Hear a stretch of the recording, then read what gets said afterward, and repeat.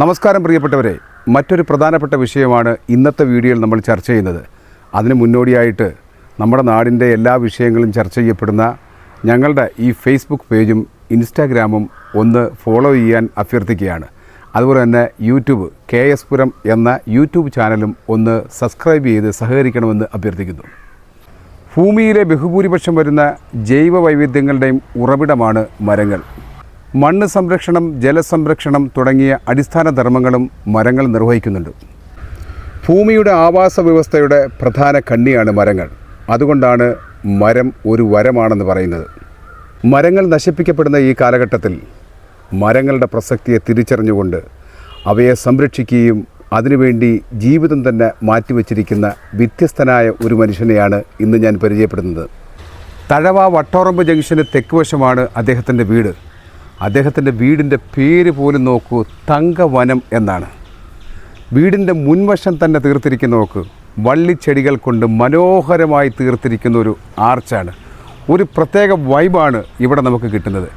ഏതായാലും നമ്മുടെ പ്രിയപ്പെട്ട സഹോദരൻ അകത്തിരിപ്പുണ്ട്, നമുക്കൊന്ന് പോയി കാണാം.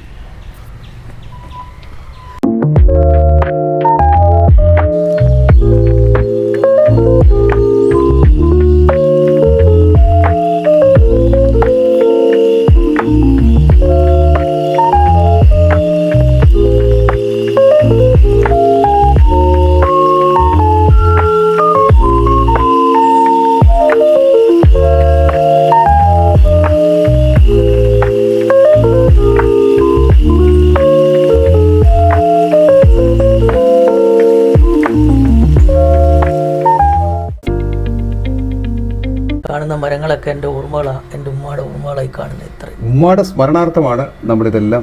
തങ്കവനം എന്ന് വെച്ചാൽ ആബിദ തങ്കം എന്നായിരുന്നു എൻ്റെ ഉമ്മയുടെ പേര്. ഉമ്മയുടെ പേര് ആബിദ തങ്കം എന്നായിരുന്നു. ആ തങ്കമാണ് ഈ തങ്കവനത്തിലേക്ക് പരിവർത്തിക്കപ്പെട്ടത്. ഒരിക്കലും ചരിത്രത്തിൽ ആ പേര് മായരുത്. ഞാൻ മറന്നാലും ചരിത്രം എൻ്റെ ഉമ്മയുടെ പേര് മറക്കരുതെന്ന് ഞാൻ ആഗ്രഹിക്കുന്നു. വലിയൊരു സദുദ്ദേശം ഇതിൻ്റെ പിന്നിലുണ്ട് അല്ലേ?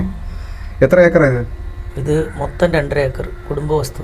2.5 ഏക്കറിനകത്ത് കംപ്ലീറ്റ് നമ്മൾ ഇതുപോലെ വ്യത്യസ്തങ്ങളായ മരങ്ങൾ. കംപ്ലീറ്റ് ഒരു നിബിഡ വനം എന്ന് പറയാനൊക്കത്തില്ല, എന്നാൽ 1412 ഇനം വനങ്ങൾ, നമ്മുടെ നാട്ടിലുള്ള മാവുകളും പ്ലാവും ഒന്നും ഉൾപ്പെടുത്താത്ത 1412 മരങ്ങളുണ്ട്. ഇതിനെ ഡിപ്പെൻഡ് ചെയ്ത് ഏതെങ്കിലും പുരസ്കാരങ്ങൾ തേടിയെത്തിയിരുന്നു? പിന്നെ ഞങ്ങൾ വനംവകുപ്പിന്റെ ജ്ഞാനപീഠമാണ് വനമിത്ര അവാർഡ്. അത് 23-ാം വർഷത്തിൽ 2023 എനിക്കാണ് ലഭിച്ചത്.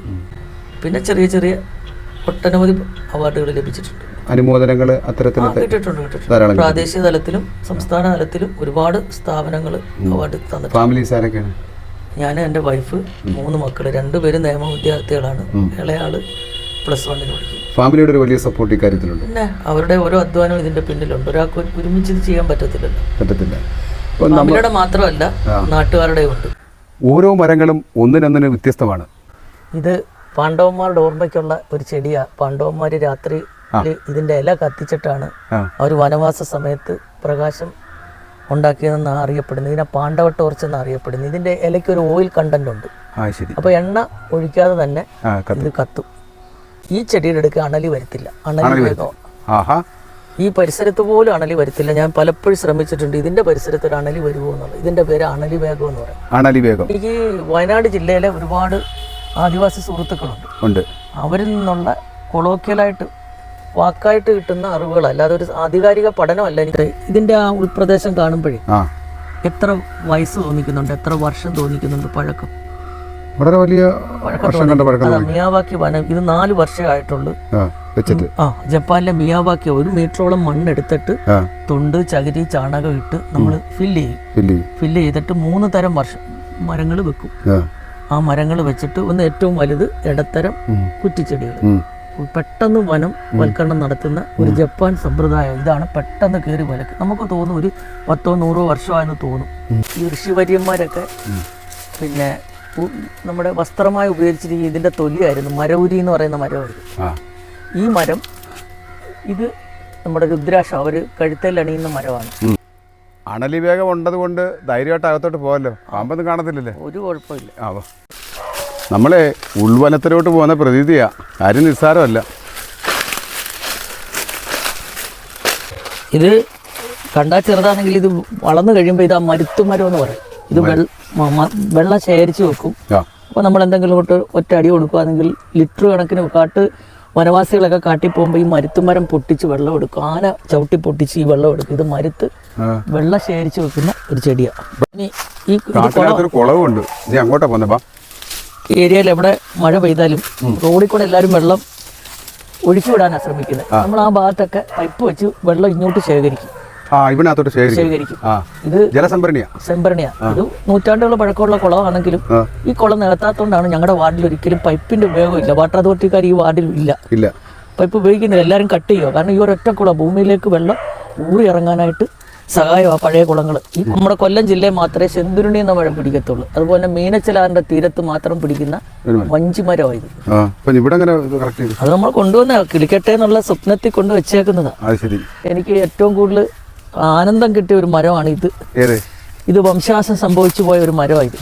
കുളവെട്ടി എന്ന് പറയും. തൃശ്ശൂരിലെ ഒരു കലശമല എന്ന് പറയുന്ന ഒരു ക്ഷേത്രത്തിൽ മാത്രമേ ഉള്ളായിരുന്നു.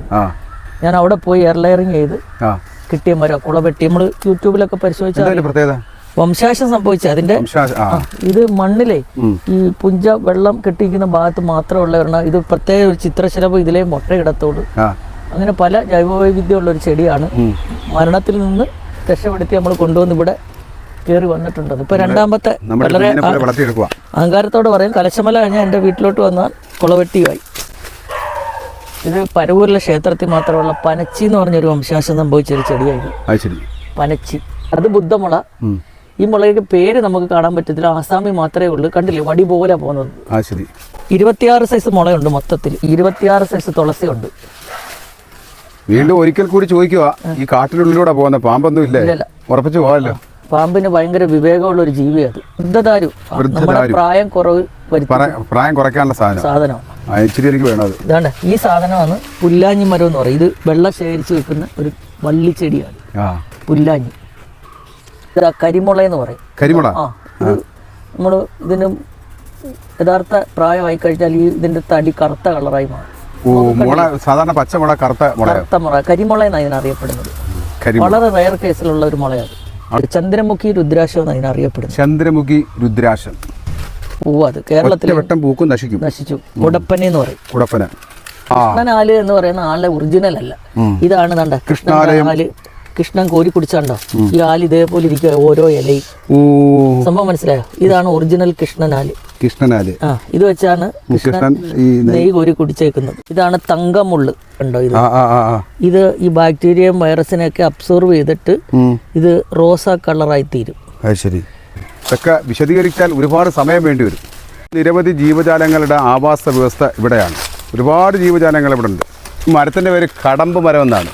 അതാണ് ഈ മരത്തിൻ്റെ ഏറ്റവും വലിയ പ്രത്യേകത. കൊച്ചു കുട്ടികൾക്ക് പോലും ഇതിൻ്റെ ശാഖയിൽ പെട്ടെന്ന് കയറി പോകാൻ പറ്റുന്ന ഒരു മരമാണ്.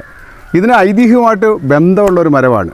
ഈ മരത്തിലാണ് ഏറ്റവും കൂടുതൽ ഭഗവാൻ ശ്രീകൃഷ്ണൻ സമയം ചെലവഴിച്ചത് എന്നാണ് ഈ മരത്തിൻ്റെ ഒരു ചരിത്ര പശ്ചാത്തലം. ഇത് പുത്രജീവ പാർലമെന്റിലൊക്കെ ഒരുപാട് ചർച്ചയായിട്ടുള്ള ഒരു മരമാണ് ഇത് ദശരഥ മഹാരാജാവ് പുത്രികമായിട്ട് യാഗം നടത്തിയത് ഇതുകൊണ്ടാണ്. ആ യാഗത്തിന് ശേഷം അദ്ദേഹത്തിന് പുരുഷന്മാരായിട്ടുള്ള മക്കളാണ് ഉണ്ടായേക്കുന്നത്. ശ്രീരാമനും ലക്ഷ്മണനും ഭരതനും തുടങ്ങി 4 ആൺപിള്ളേരായിരുന്നു. ഇപ്പോഴും ഇത് പുരുഷ സന്തതികൾ ഉണ്ടാകാൻ ഇത് മരുന്നായി ഉപയോഗിക്കുന്നുണ്ടെന്ന് വർദ്ധിപ്പിക്കുന്ന ഒരു മരുന്നാണെന്ന് പറയപ്പെടുന്നത്. കടുവാപ്പിടിയൻ ഈ മരത്തിന്റെ പേര്. കടുവാപ്പിടിയൻ. ഇത് കടുവ ഇറച്ചിയൊക്കെ കഴിച്ചിട്ട് ഇതിനകത്ത് വന്നിങ്ങനെ അള്ളും. അപ്പൊ ഈ മരം ഉണ്ടെങ്കിൽ കടുവയുടെ സാന്നിധ്യം, ഇവിടെ കടുവ ഒന്നും ഇല്ല, കാട്ടിൽ ഇങ്ങനെ സർവേക്ക് പോകുന്ന ഈ മരത്തിന്റെ സാന്നിധ്യം ഉണ്ടെങ്കിൽ കടുവ ഉണ്ടെന്നാണ് വിശ്വസിക്കുക. ഇത് പെർഫ്യൂം ഫ്രൂട്ട്. ഈ സാധനത്തിന്റെ പ്രത്യേകത എന്താണെന്നറിയോ? ഇത് ഏത് തരത്തിലും അകത്ത് കഴിച്ചു കഴിഞ്ഞാൽ നമ്മുടെ ശരീരത്തിൽ നിന്നും പുറത്ത് വരുന്ന മലമായാലും മൂത്രമായാലും വിയർപ്പായാലും എല്ലാത്തിനും സുഗന്ധമായിരിക്കും. പെർഫ്യൂമിൻ്റെ സുഗന്ധമായിരിക്കും. നമ്മൾ ജ്യൂസ് അടിച്ച് കഴിച്ചു കഴിഞ്ഞാൽ നമുക്ക് അണപ്പ് വരത്തില്ല.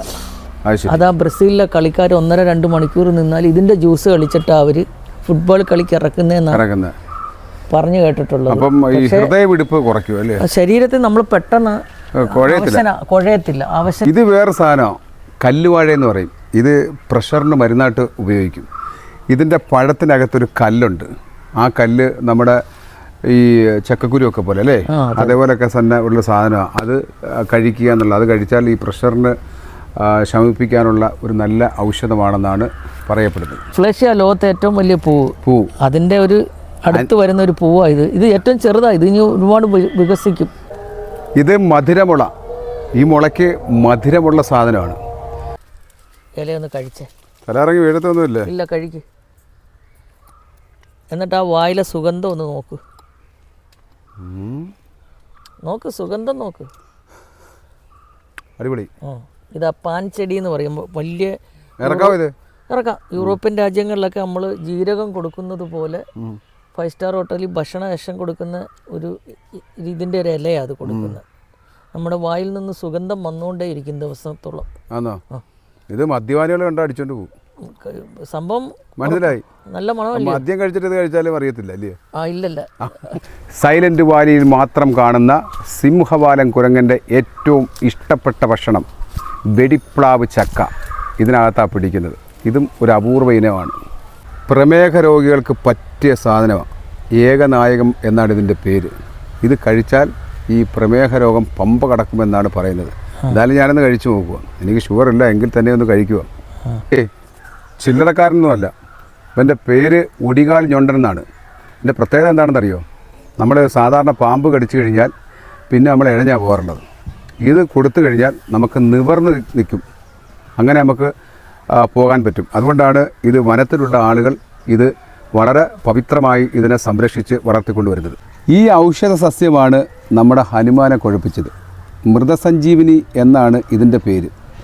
ഇത് തേടിയാണ് ഹനുമാൻ മരുത്വാമലയിൽ പോയത്. പക്ഷേ അവിടെ ചെന്നപ്പം അനേകം സസ്യങ്ങളിടയിൽ ഇത് ഏതാണെന്ന് തിരിച്ചറിയാൻ പറ്റാത്തതുകൊണ്ടാണ് കക്ഷി മല മൊത്തത്തിൽ ഇഞ്ഞെടുത്തുകൊണ്ട് വന്നത്. അങ്ങനെ ചരിത്രവുമായിട്ട് വളരെ ബന്ധമുള്ള അമൂല്യമായ ഒരു സസ്യമാണിത്. കമണ്ടലു. ഇതിൻ്റെ കാ ഇപ്പം ചെറുതാണ്. ഇത് മുട്ടനാവും. ഈ കായാണ് പണ്ട് ഋഷിമാർ വെള്ള ശേഖരണത്തിന് വേണ്ടി ഉപയോഗിച്ചുകൊണ്ടിരുന്നത്. ഇതൊക്കെ വളരെ അപൂർവങ്ങളായിട്ടുള്ള സാധനങ്ങളെയാണ് ഇവിടെ നമുക്ക് കാണാൻ കഴിയുന്നത്. ഇത് ശ്രീബുദ്ധൻ ധ്യാനം ചെയ്ത ബോധി വൃക്ഷം. ഇത് ബീഹാറിൽ നിന്ന് കൊണ്ടുവന്ന് ഇവിടെ നട്ടുപിടിപ്പിക്കുക. രാത്രി വന്ന് ആരും അടിച്ചുകൊണ്ട് പോരുത്. എൻ്റെ തലയ്ക്ക് മുകളിൽ കുഞ്ഞാറ്റിക്കുരുവികളുടെ കൂടുകളുണ്ട്. വൈവിധ്യങ്ങളും മനോഹരവുമായ നിരവധി കാര്യങ്ങൾ ഇവിടെ കാണാൻ കഴിയും. മരങ്ങളെയും സസ്യങ്ങളെയും സ്നേഹിച്ച് നമ്മുടെ നാടിന് അമൂല്യമായ ഒരു സമ്പാദ്യമായി ഇതിനെ സംരക്ഷിച്ച് പരിപാലിക്കുന്ന അങ്ങക്ക് ഹൃദയത്തിൻ്റെ ഭാഷയിൽ എല്ലാ നന്ദിയും രേഖപ്പെടുത്തുക. ഇതിനെല്ലാം പ്രചോദനമെന്ന് പറയുന്നത് ഭാര്യ ഹസീനയുടെ വലിയ പിന്തുണയാണ്, അല്ലേ? ഇന്നത്തെയും ഭാവി തലമുറയുടെയും അഭിവൃദ്ധിക്കും ക്ഷേമത്തിനും ഈ മരങ്ങൾ നമുക്കൊരു പ്രചോദനമാകട്ടെ എന്ന് പറഞ്ഞുകൊണ്ട് നിർത്തുന്നു. നന്ദി, നമസ്കാരം.